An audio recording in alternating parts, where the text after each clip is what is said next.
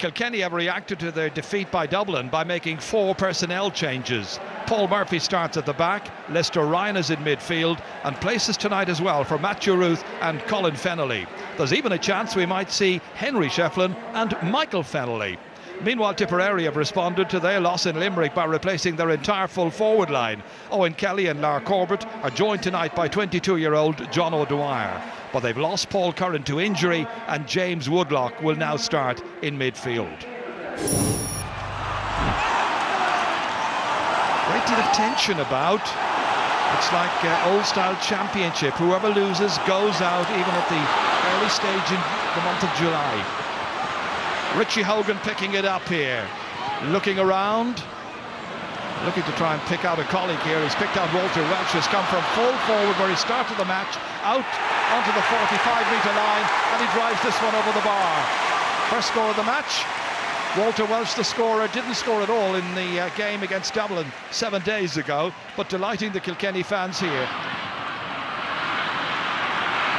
Onto it quickly there came Kieran Joyce. Back into the half forward. What a catch that is by Richie Hogan. Huge one. What a score this will be. Brilliant start. That is going to take some beating in terms of being the score of the night. Huge leap into the air for a man who's not the tallest. And this cousin of DJ Carey gets up there like the Dodger did in the past and drives it over for Kilkenny's second score. All the way in, Owen Murphy's shoulder there by Noel McGrath, and out over the end line there. It's going to be a 65. And Murphy came and was met with the shoulder, perfectly delivered. This to try and level up proceedings. Centrally positioned. Perfect evening for hurling.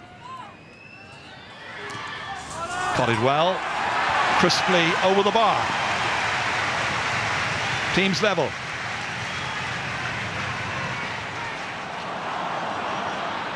Trying to make some inroads there. Brendan Marr emerging with this one.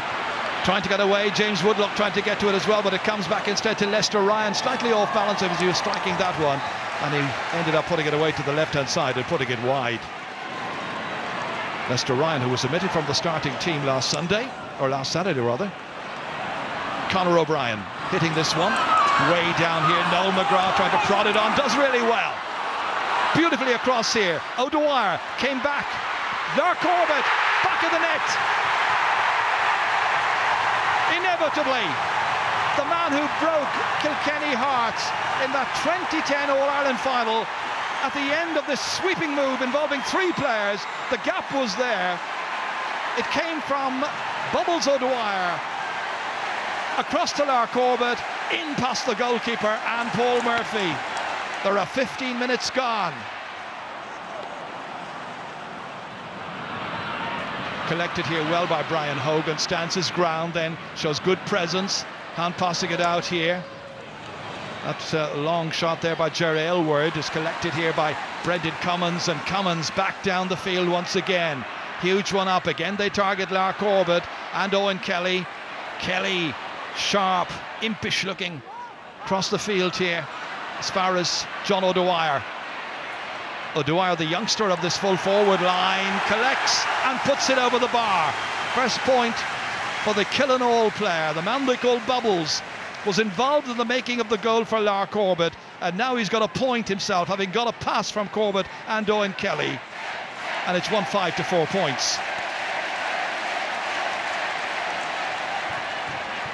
That's broken down here by Walter Welch, and Kilkenny need to start scoring. Owen Larkin easing that one beautifully, almost guiding it over. A 3rd point for Owen Larkin, the first to come from play, and there's a goal between the teams again. It's a very, very tight match. A match where you try and avail of every opportunity presented. Brendan Cummins pucking it out. Broken by John O'Brien, returned by Tommy Welch. Paddy Stapleton's coming. Nothing's going to stop him, but he's given that one away to Richie Power, and Power eases in and puts it beautifully over. First point of the match for the 27-year-old from Carrickshock. Well, that came from Paddy Stapleton not collecting it, These teams, the teams that have dominated the All-Ireland in recent years, involved in the qualifiers. Who would have thought that a mere 2 months ago, or even a couple of weeks ago? Lark Corbett seems to have pulled up here and could be in trouble with a hamstring, and I doubt he's going to be able to continue. Comes back out here, this ball, as far as Richie Hogan, falling down, still managed to guide it over. Brilliant shot. And now the teams are level as Lark Corbett is in difficulty with an injury. It's Kilkenny 8 points, Tipperary 1 goal and 5. Richie Hogan's second point that was. Well, this is where Lar went for it, felt the back of his leg immediately, and looks doubtful whether he's going to be able to play a meaningful part in the rest of this match. I think he's gone.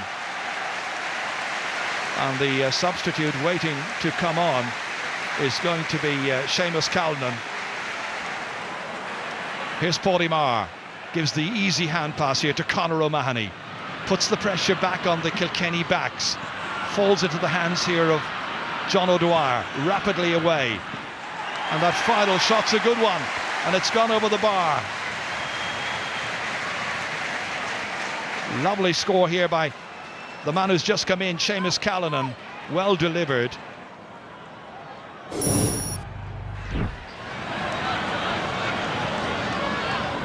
This is back here once again towards Bergen. Lovely shot there from Seamus Callanan, and he's got a second one. One in each half now for the substitute who came on for Lar Corbett. Lar, the goal scorer, off with a hamstring injury.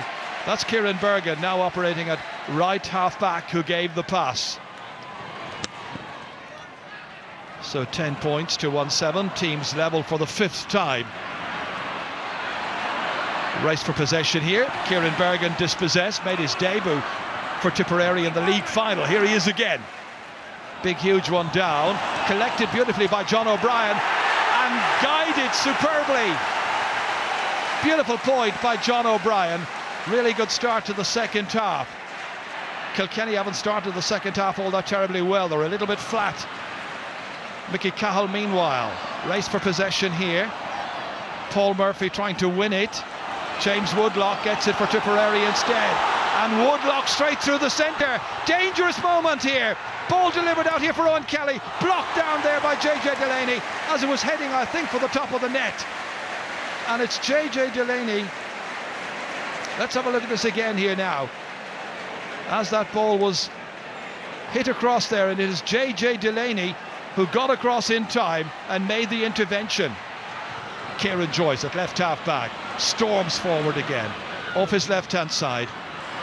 Richie Hogan gets it under control and fires it from 45 metres out and over the bar, and he's now got 3 points. He made that brilliantly, but it was the pass from Kieran Joyce that was inch perfect, right into the hand of Richie Hogan here, and Richie fired it away. And Henry Shefflin is being prepared. It would be his first piece of action since last year's All-Ireland final for Kilkenny. Here comes Noel McGrath, cleverly down the field. John O'Dwyer, that's a lovely point. 2 for John O'Dwyer. Tip used the possession intelligently that time, and it reached John O'Dwyer from Noel McGrath.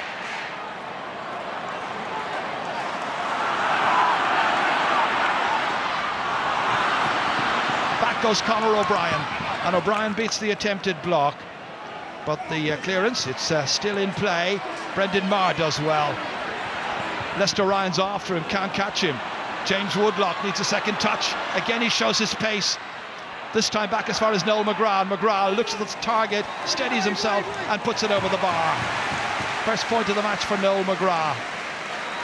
6 forwards now have scored for Tipperary.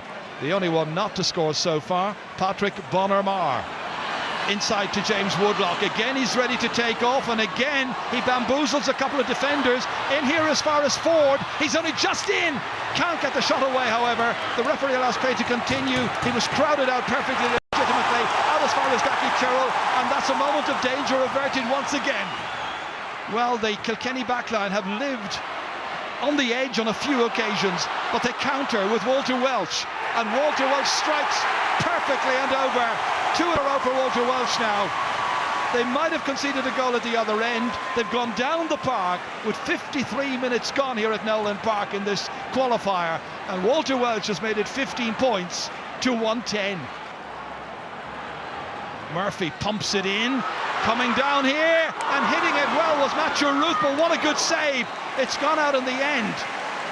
There was a goal chance that the Kilkenny fans are now thinking about. Matthew Ruth, who's never scored a goal in the championship, was given this opening here, and it was knocked away well by Brendan Cummins, and Ruth chasing after it couldn't contain it. Well, the sun is into the eyes of some of the Kilkenny defenders.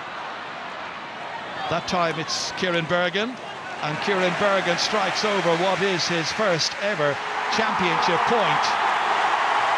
And Henry Shefflin is coming on. He missed the Leinster Championship, but the 34-year-old is on for his 63rd championship appearance. His team are ahead.